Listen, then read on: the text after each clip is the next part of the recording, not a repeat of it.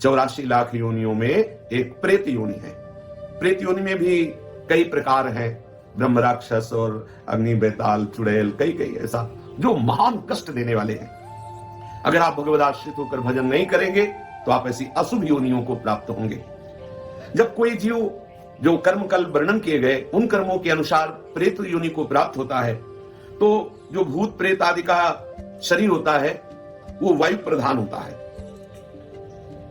ये मनुष्य शरीर में किसी भी द्वार से प्रवेश कर सकते हैं, आंख से, कान से, त्वचा से, किसी भी द्वार से प्रवेश कर जाते हैं और ये प्रवेश करके मनुष्य को बहुत क्लेश देते हैं। जब किसी के ये शरीर में प्रवेश होते हैं तो इनका वास होता अहम की वृत्ति में। मैं इसमें तो जीवात्मा वास करता, तदात्म भाव जीवात्मा करता उस अहंकार में, मैं में।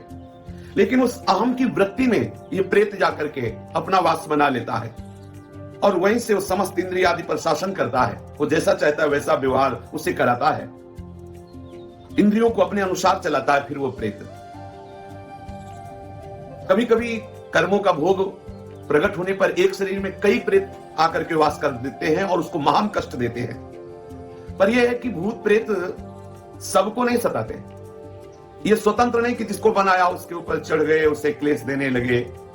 ये मल द्वार से, मूत्र द्वार से, नेत्र द्वार से, घ्राणेन्द्रिय के द्वार से, श्रवणेन्द्रिय के द्वार से, त्वगेन्द्रिय से ये प्रवेश कर जाते हैं, अहम वृत्ति में जाकर के इंद्रियों पर शासन करते हैं, नाना प्रकार के क्लेश उस शरीर को देते हैं। लेकिन ये हर एक शरीर में प्रवेश नहीं हो सकते, इनके ऊपर शासन ये मनमानी नहीं कर सकते।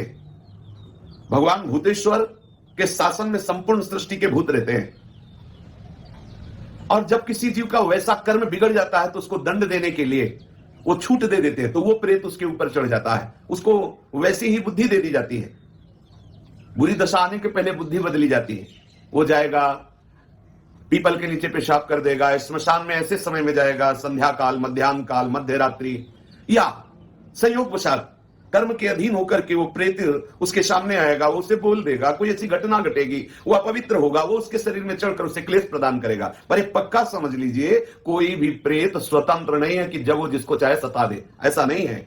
आपका जब कर्म बिगड़ेगा, आप अपवित्र होंगे और ऊपर से भूतेश्वर का इशारा होगा, तब वो भूत आकर के आपको दंड देगा। ऐसे स्वतंत्र योनि नहीं तो फिर क्या है, जब जिसको चाहे वो परेशान करे, किसी के शरीर में जाकर के खूब खाए पिए और तो बड़े आनंद का विषय, फिर उसको दंड का। भूत योनि में जो जीव जाता है जलता रहता है। यद्यपि इतने समुद्र नदी आदि हैं, वो जल नहीं पी सकता, कितने वृक्षों में फल नहीं खा सकता, कितना भोजन दुकानों में है वो एक चख नहीं सकता, खा नहीं सकता, वो भूखा प्यासा चिल्लाता रहता है। जब कोई ऐसा पापात्मा, मलिन, अपवित्र शरीरधारी और ईश्वर का इशारा होता है, उसके कर्म बिगड़े हुए जो सामने शरीरधारी आया तो इशारे पर फिर उसके शरीर में पहुंचता है, फिर उसको जो जल आदि मिलता है उससे वो तृप्त होता है। मनुष्य का कोई बुरा कर्म का जो भोग आता है तभी इनका संयोग होता है।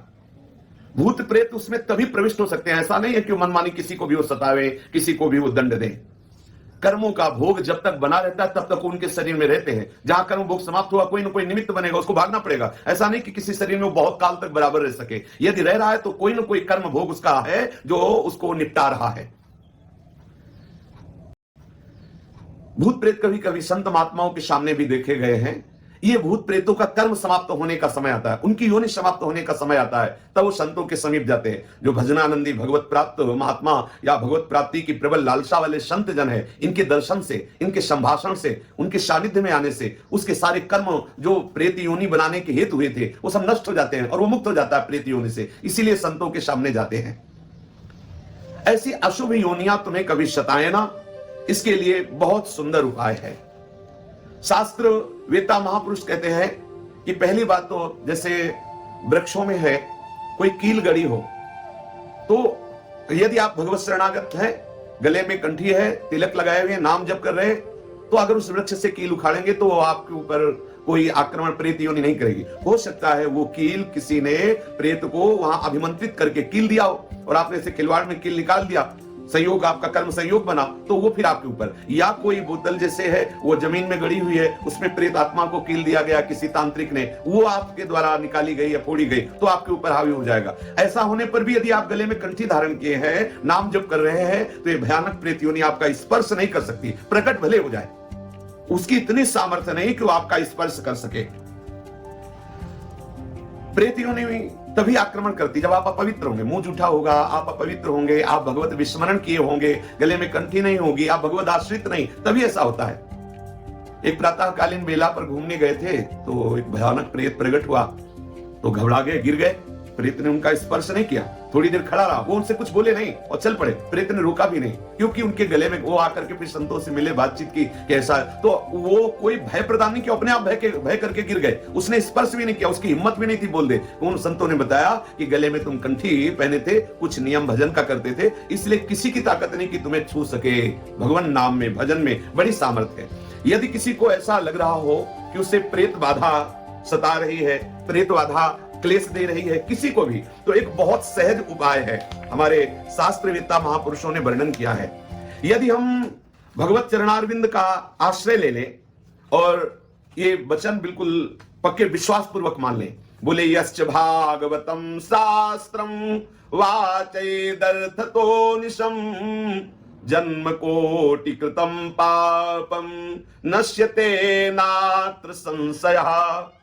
यदि श्रीमद् भागवत महापुराण का उसको श्रवण कराया जाए, अगर आप संस्कृत का ज्ञान रखते हैं तो अच्छा, नहीं तो किसी विद्वान के द्वारा, पक्का समझ लो वो निश्चित प्रेत का भी उद्धार हो जाएगा और जिसके शरीर पे प्रेत आया होगा वो प्रेत बाधा से मुक्त हो जाएगा। करोड़ों जन्मों के पापों का नाश, ये वाङ्मय स्वरूप श्री कृष्ण का है। यश्च भागवतम शास्त्रम वाचेदर्थतो निशम जन्म कोटि कृतम पापम नश्यते नात्र संशया। अर्थ सहित श्रीमद् भागवत का श्रवण या कथन करने से करोड़ों जन्मों के पाप नष्ट हो जाते हैं और निश्चित उस प्रेत का भी उद्धार हो जाएगा और जिसके ऊपर प्रेत आया है वो भी प्रेत बाधा से मुक्त हो जाएगा। देखो, धुंधकारी महान भयानक प्रेत, जब गोकर्ण जी ने श्रीमद् भागवत कथा श्रवण कराई तो 7 दिनों में सूखे बांस की गांठ में वो बैठा हुआ था, वो गांठें फट गई और वो भगवत पार्षद होकर, कोई साधना नहीं हुई उससे, केवल श्रीमद् भागवत का श्रवण किया तो वो भगवत स्वरूप होकर दिव्य विमान पर बैठकर भगवत धाम को गया। महाभयानक प्रेत, बुरा आचरण करने वाला धुंधकारी। तो श्लोकार्धम श्लोक पादम वा पठेत भागवतम चयः नित्यम पुण्यमवाप्नोति राजसूयाश्वमेधयोः। जो पुरुष एक श्लोक याद कर ले भागवत का, मानो संस्कृत का ज्ञान नहीं है तो एक श्लोक, कृष्णाय वासुदेवाय हरये परमात्मने प्रणत क्लेशनाशाय गोविंदाय नमो नमः, आधा श्लोक इतने बोल दे, कृष्णाय वासुदेवाय हरये परमात्मने। सामने आपके चाहे जितना भयानक प्रेत हो टिकेगा नहीं। श्री कृष्ण का वाग्मय स्वरूप, महामंत्र स्वरूप श्रीमद् भागवत है।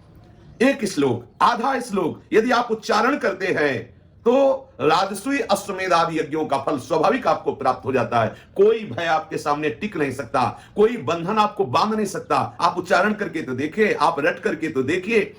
बोले उक्तम भागवतम नित्यम कृतम च हरिचिंतनम तुलसी पोषणम चैव धेनूनाम सेवनम समम।